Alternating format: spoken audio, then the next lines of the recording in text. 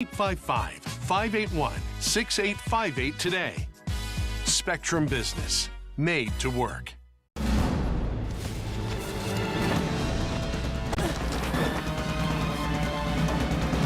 Even the mighty might not see it coming. It's prediabetes, and it captures 1 in 3 adults. But you can escape. Take the 1-minute prediabetes risk test to know where you stand and prevent or delay type 2 diabetes. Be your own hero on smartphones everywhere at doihaveprediabetes.org.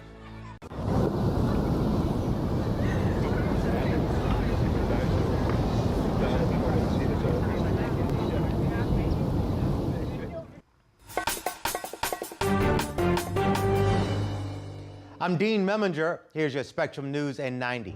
Donald Trump completes a swing state blitz Friday with a rally in the battleground state of Pennsylvania.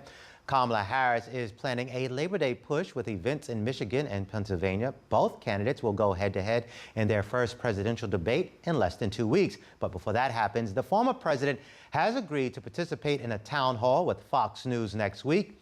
Trump also says he will vote no on Florida's amendment regarding abortion limits. Holiday travel for the Labor Day weekend. The TSA expects to screen more than 17 million people from Thursday to next Wednesday. That's an 8% increase from last year and comes after what's already been a record-breaking summer for air travel. Nearly 3 million people were expected to hit the nation's airports Friday alone. I mean, honestly, it was a nightmare trying to find parking here. I don't travel on holiday weekends because of this, so this is me stepping outside of my norm. 2 Eastern Europeans are accused of creating massive havoc in the U.S. with fake bomb threats, kidnappings, and a plot to kill the president. The 2 men allegedly made hundreds of fake emergency calls, causing chaos for local and federal authorities. One suspect is in custody, the other remains at large. Those are your headlines. Now your weather on the ones for this holiday weekend. I'm meteorologist Ian Cassette. Leading our weather headlines for Labor Day weekend. Storm chances across the eastern half of the U.S. with a cold front that's sliding eastward. That's going to lead to opportunities for rain both Saturday and Sunday. And what's expected to be a busy weekend. We'll show where those severe threats will be. Heat at least taking a break across these, not quite as hot as it's been. And then we're also going to talk about the tropics, where we're starting to see things pick up heading into September. All of this coming up in the next 10 minutes on Weather on the Ones.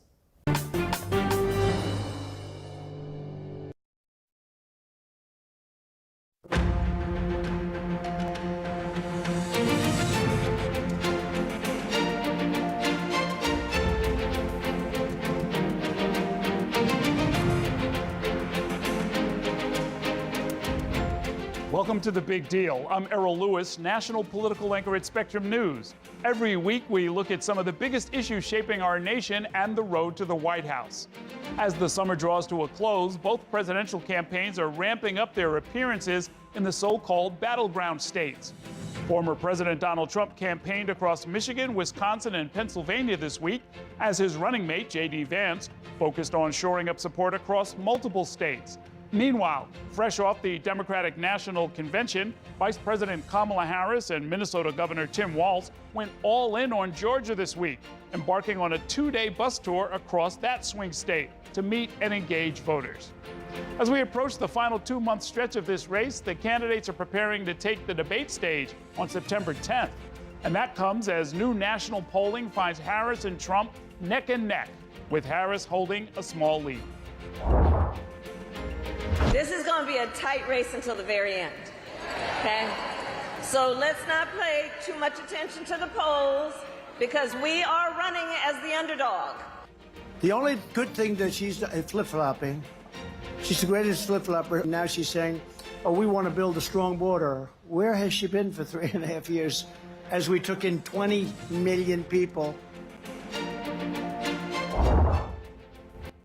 Joining me now with some political analysis are 2 top commentators. Holly Gregory is an anchor for Spectrum Bay News 9 in Tampa, Florida. Kevin Fry is a political reporter for Spectrum News in Washington, D.C.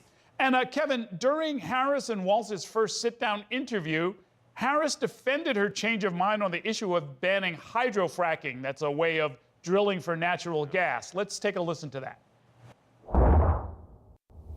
In 2019, you said, quote, "There is no question I'm in favor of banning fracking." Fracking, as you know, is a pretty big issue, particularly in your must-win state of Pennsylvania. Sure. Do you still want to ban fracking? No, and I made that clear on the debate stage in 2020, that I would not ban fracking. As vice president, I did not ban fracking. As president, I will not ban fracking. So that seemed pretty clear, but Kevin, what was the relevance of even bringing up a position from 5 years ago, a period before she became President Biden's running mate?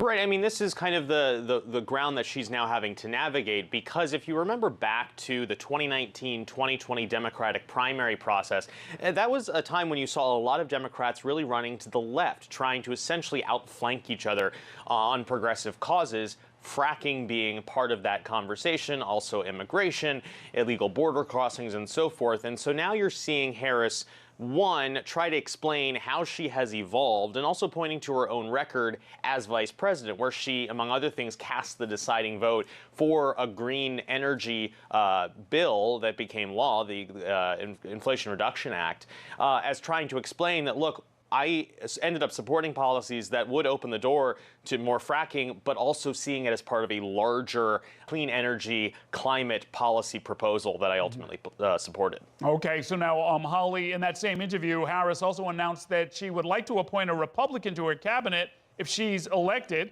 and she committed to welcoming different points of view. Is that promise unusual, and how might it help her politically?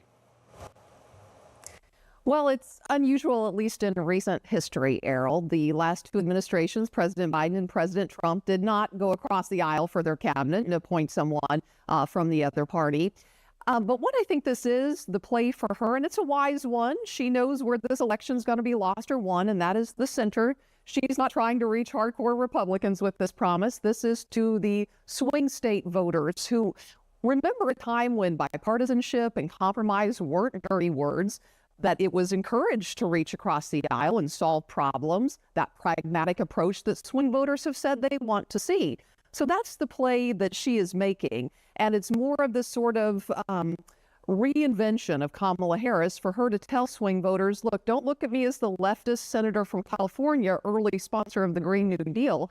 I'm a centrist. I'm a pragmatist. And which one of these scenarios, these pictures that swing voters believe is probably what will decide this election, Errol. Yeah, you know what, Holly? Let me continue that same theme on the topic of abortion, which did not come up during the CNN interview.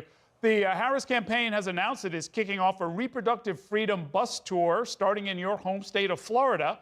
And this comes as Donald Trump is also focusing on reproductive access and announced a huge commitment on IVF treatment, in vitro fertilization. Let's listen to what he's been saying about that. Because IVF, as you know from friends and people you know, it's really worked out very well for a lot of people. It gave them a child when they would not have had a child. I've been looking at it, and what we're going to do is for people that are using IVF, which is fertilization, the government is going to pay for it, or we're going to get or mandate your insurance company to pay for it, which is going to be great. Okay, so it looks like both are moving toward the center, right? I mean, there's this state ban on abortions after 6 weeks right now, and a referendum question that would change that law. It looks like both candidates are trying to stake out positions in the middle of Florida politics, whatever that might mean these days. I think this really illustrates in this IVF move now for him to try and thread this really tough needle for him. And it's no surprise, it's no mistake that Harris is kicking off this reproductive freedom bus tour, not just in Trump's home state of Florida, but his own backyard of Palm Beach. They want to keep the heat on. It's a tough position for him to be in, and Harris is taking advantage of that. Okay, and then finally, Kevin, the Trump campaign made headlines this week after his visit to Arlington National Cemetery. That's the military burial site for veterans who served in the Afghanistan and Iraq wars. In particular, is the area that he went to. There are strict rules against using that setting for political purposes. The Army claims there was an altercation between cemetery officials and the Trump campaign. And while the Army now says they consider the matter closed, what do we know about what happened, and does it have any political relevance? Right. So as you mentioned, the Army is now saying that there was an abruptly, one of the cemetery workers was, quote, abruptly pushed aside. They never mentioned Trump by name in this statement, but it certainly indicated that, or it was certainly implicit that this was involving the Trump team. And ultimately, he released that TikTok video using some of the footage from on the cemetery grounds. This comes as, of course, Trump has faced plenty of scrutiny for some of his past comments about veterans, about military issues, including calling dead soldiers reportedly suckers and losers, and then his recent comments where he basically suggested he'd rather receive one award over another because the recipients of one awards are either dead or badly wounded because of their time in combat. So this is kind of only fueling the flame of that talking point for the Democrats, who go after him as not being respectful of veterans. Okay. Thanks very much to you, Kevin. Thank you, Holly. We're going to take a break now, and when we come back, as millions of students around the country head back to the classroom, we'll talk about the debates over how and whether to provide children with free meals at public schools.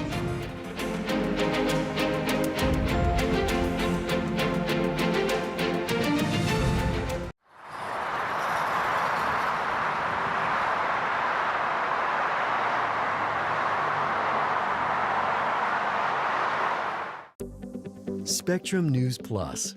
News from a new perspective, dedicated to refreshing storytelling and empowering communities across the nation. With balanced reporting, providing real context and in-depth coverage 24 hours a day. Here's a look at your forecast across the country. Local stories, connecting communities. We are Spectrum News Plus. Streaming now on the Spectrum News app and free with your Spectrum subscription. At Spectrum, we know that internet is a vital tool to help you fulfill your dreams. My dream is to become a video game developer. My dream is to get my online college degree. That's why Spectrum has affordable solutions to keep you connected. At Spectrum, we are committed to delivering reliable, affordable internet and unlimited mobile to keep you connected to what matters most to you. I'm an ex-drug dealer, and I'll be your sub today.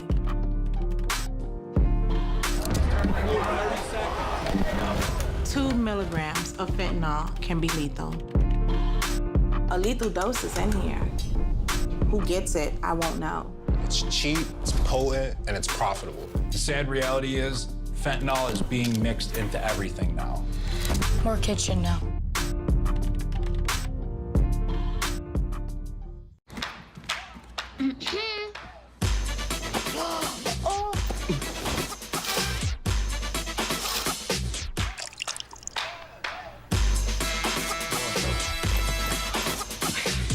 You're not gonna get it all right.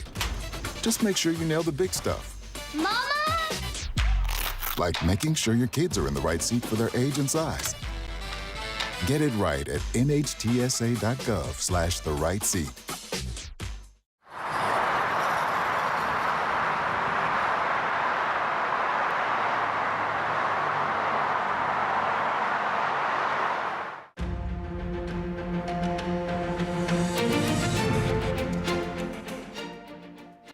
We made sure that every kid in our state gets breakfast and lunch every day. So while other states were banning books from their schools, we were banishing hunger from ours. You're watching The Big Deal. I'm Errol Lewis, and that was Minnesota Governor and Vice Presidential candidate Tim Walz discussing how his state provides all students with free breakfast and free lunch, a policy that he enacted. Walz's nomination has brought the issue of universal school meals into the spotlight, especially as students across the country head back to the classroom after summer break. Now, if we break down the numbers, more than 11 million children ate breakfast for free in the last school year, and about 19 million ate lunch at no cost, while another 1 million paid a reduced price and 8.5 million paid full price. The amount that children pay is based on their family's income. A family of 4 earning $40,000 a year or less qualifies for free meals. Meanwhile, if that same family's annual income is slightly more than $57,000 a year, their child has to pay full price for the meal. The Universal Meals program originally gained traction during the pandemic when all children were offered free food at school regardless of income. And since its expiration 2 years ago, 8 states, including Minnesota, have found one way or another to continue that initiative. They all have Democratic governors except for Vermont. More than 24 other states are now exploring similar actions to eliminate meal costs for their students. And that includes school districts like Durham Public Schools in North Carolina. Spectrum News reporter Jenna Gartner has the story in this report. Sometimes it get a little hectic, but it's worth it to see the kids come through and all excited about eating. Lunch has always been the busiest part of the day for Michelle Vaughn at Easley Elementary School in Durham. What would you like, sweetheart? But Vaughn says it's been even busier since the district began providing free breakfast and lunch to all students. There you go, sweetie. There's a little bit of trial and error in guessing how many meals to prepare. Last year, this elementary school averaged 150 cafeteria lunches. Now with the new program, they're up to 278. Vaughn says she knows how impactful free meals can be on any family. When my son was going to school, my oldest 2 got the reduced or free lunch. But my last one, we had to always pay for his lunch. And sometimes it's hard when you got to pay for lunch. Even if you're in a 2-parent working household, sometimes that can get a little bit, I'm getting emotional. Sometimes that can get a little bit hard. Dr. Lyndon Thayer, Assistant Director of Food Systems Planning, says the new program will help their families regardless of income. This really helps move the needle on some of our big core values and sort of our goals as a district, including working towards equity for all of our students. The community eligibility provision is a Department of Agriculture program that focuses on low-income households. Although DPS doesn't get full reimbursement because not all kids qualify to participate, they took the extra step to provide equally for all their students. The hope is the program helps remove the stigma surrounding free school meals. Lunch and breakfast become like class, right? You're just expected to show up in your English class. You're expected to come and participate in science. Now you can come to breakfast and lunch class too. She says on average, a family with 2 kids will save around $1,200 in benefits because their students have access to these free meals. Vaughn came out of retirement after 5 months just for this job because she loves the kids. It's wonderful. Some of them come in here, they have a bad day sometimes, especially in the morning. And, you kind of just cheer them up. And they make your day, too. See, like that smile on her face?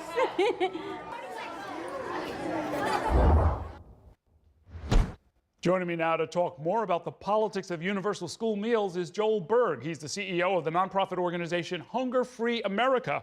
And Joel, your organization has done a lot of research on this.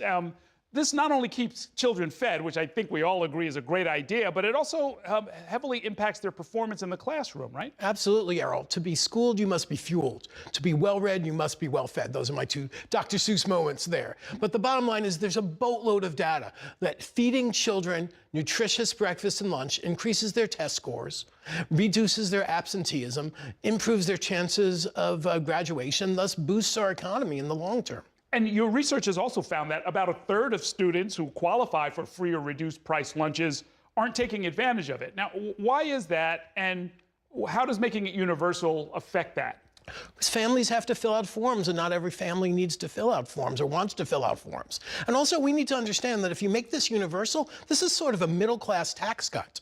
Because right now, upper middle class or lower middle class families may be just above the income cutoff. So if you have 2 kids in public schools, you can easily save $720 a year in not having to buy lunches and breakfast for your kids. So it's just smart policy. We're talking big numbers, though. How much would it cost? I mean, I know federal legislation has been, kind of at a standstill on this issue. Well, everything's relative. By my calculation, it would cost a few $1 billion of federal funds, but it could easily save billions of dollars at the school district and the state level because there'd be all this less paperwork. And I have to point out, a new aircraft carrier is about $13 billion, and I've got to respectfully suggest feeding our kids does far more to advance national security than one more weapon. Well, you're not just persuasive, but you're in line with where most Americans are. A poll last year found that 6 in 10 Americans support providing free meals to all students. So now what's the argument against doing it?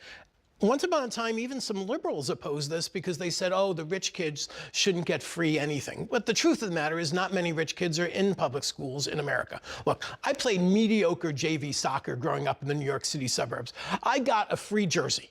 I got free lab equipment. I got a free ride to school. That all is arguably far less of input to educational performance than free meals. So it's just smart education, it's just smart anti-hunger policy, and will save us much money over time. Okay, now free school meals have met with some opposition, and it's formal opposition. The Trump campaign has tried to distance itself from Project 2025, and we'll talk about that some other time, whether it really represents where that campaign wants to go. But the next administration, and I'm quoting now from Project 2025, the next administration should focus on students in need and reject efforts to transform federal school meals into an entitlement program. And even as they say that, I am just so struck by this footage. I know you've seen it a million times of Governor Walz when he signed the legislation to create kind of a universal entitlement for kids in his state. Let's take a look at that.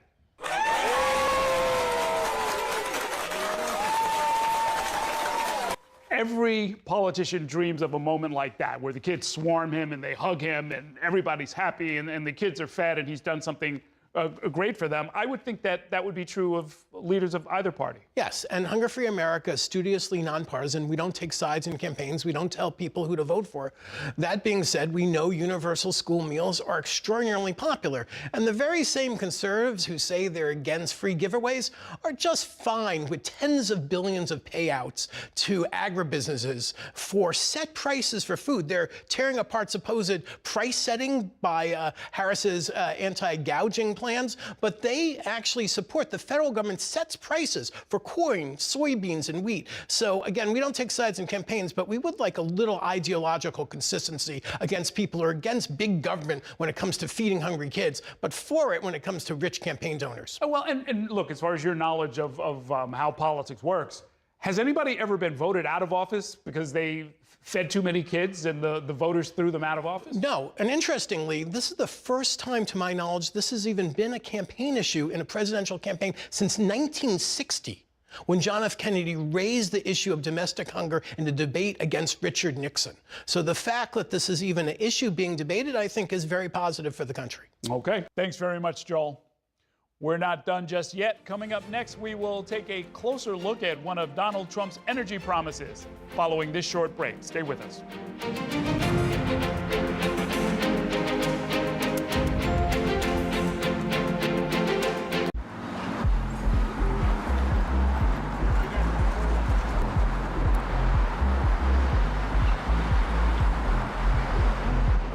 Here's the deal. In this election year, people need a place to explore national issues that have an impact on their community. To understand those issues better, we're bringing together our team of local political journalists from across the country to break down what's happening. So join us every week to catch up on the key stories making a big difference across the nation and in your local community. Watch The Big Deal with Errol Lewis Friday nights at 9 Eastern, 8 Central on Spectrum News Plus. Available on all of your favorite devices exclusively on Spectrum. Give me one good reason why I shouldn't switch to Spectrum Enterprise. Well, you said our services meet some of your technology needs. But not all. Well, maybe you have too many. Demand better. And when they call you unreasonable, call us. Look, I'm switching to Spectrum Enterprise because they'll be a true partner, and I can't run this network without one. I think you can. Our clients do it all the time. Demand better. And when they call you unreasonable, call us. I tell my son, I love you every single day. I love you. Now, my dad has never said that to me. Not because he doesn't love me, but because culturally it wasn't comfortable for him. Now that he's a grandfather, he says, I love you to my son every time he sees him. My advice to all the fathers out there, forget the cultural restrictions. They grow up way too fast for you to waste even a single precious moment. Food isn't just fuel to live, it's fuel to grow. My family relied on public assistance to help provide meals for us. These meals fueled my involvement in theater and the arts as a child, which fostered my love for acting. The Feeding America network of food banks helps millions of people put food on the table. When people are fed, futures are nourished. Join the movement to end hunger, and together we can open endless possibilities for people to thrive. Visit feedingamerica.org/act now.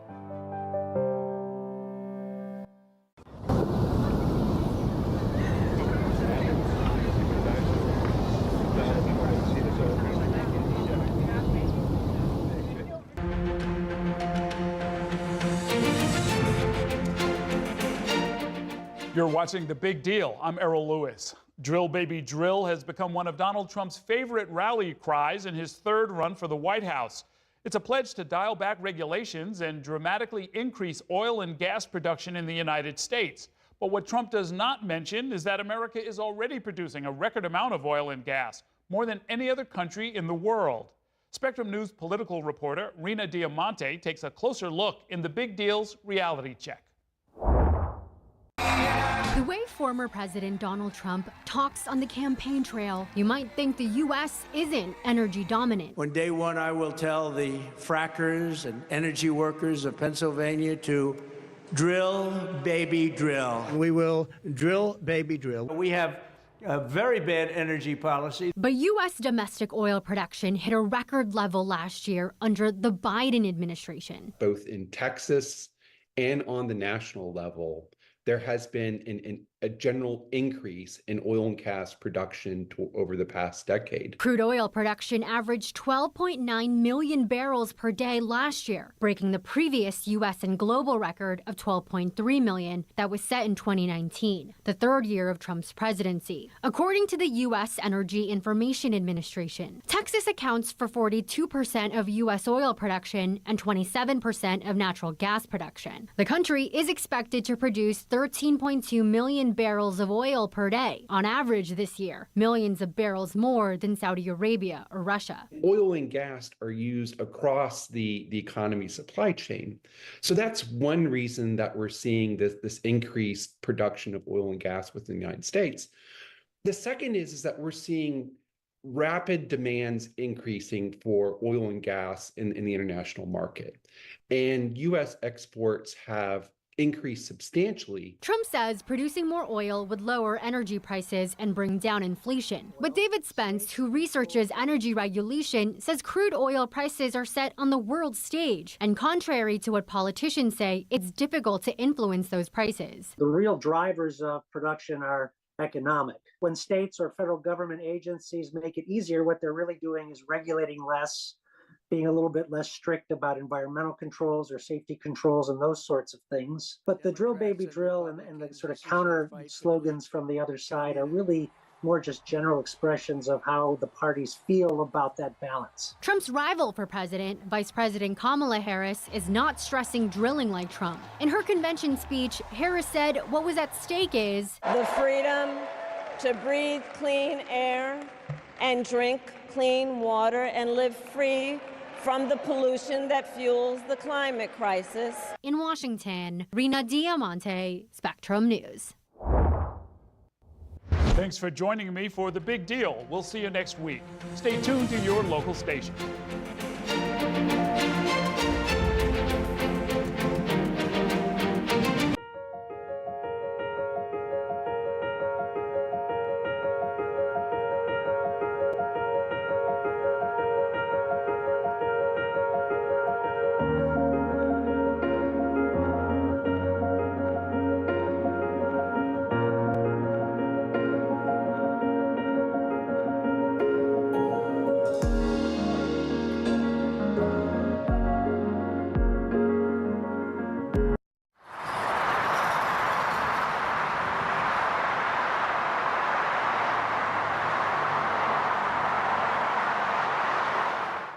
At Spectrum News, we're committed to strengthening the fabric of local communities through our reporting, with stories that inspire and news that matters.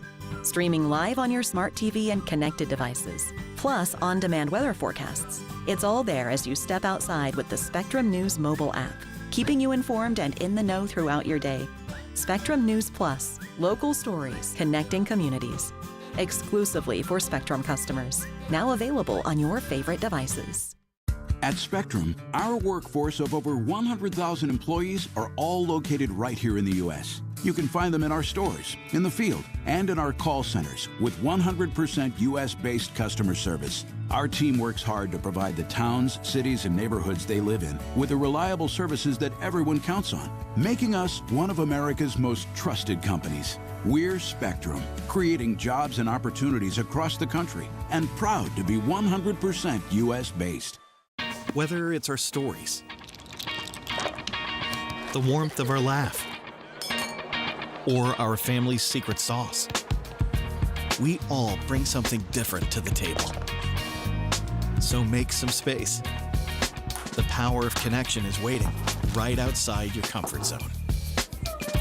Learn how you can help strengthen your community at belongingbeginswithus.org/teamup. Sometimes in life, in order to move forward, it helps to look back. To learn from the pioneers and trailblazers. To gain inspiration from those who came before us.